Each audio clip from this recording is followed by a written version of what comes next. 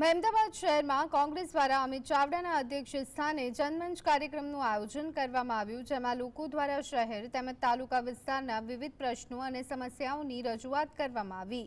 કાર્યક્રમમાં જિલ્લા કોંગ્રેસ સમિતિના પ્રમુખ ચંદ્રશેખર ડાભી સહિત જિલ્લા કોંગ્રેસ સમિતિના હોદ્દેદારો તેમજ નાગરિકો ઉપસ્થિત રહ્યા હતા।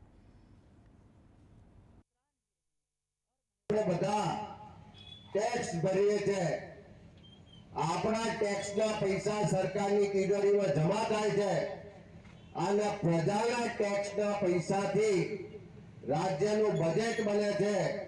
એ રાજ્યનો મુખ્યમંત્રી હોય કે એ નગરપાલિકાનો કોઈ ચીફ ઓફિસર હોય કે ગામનો તલાટી હોય, આ બધાનો જે પગાર ચૂકવાય છે એ કોઈ એમના ઘેરથી નથી ચૂકવાતો, પણ આપણા ટેક્સના પૈસાથી ચૂકવાય છે। અહીંયા કરીમભાઈ વાત થઈ કે કરોડો રૂપિયા ખર્ચીને ખોટી પાઇપલાઈનો નખાય છે અને તેમ છતાં પાણીની વ્યવસ્થા નથી થતી। તો એ કરોડો રૂપિયાના જે વિકાસના કામો થાય છે એ પૈસા પણ આપણા ટેક્સના પૈસામાંથી ખર્ચાય છે।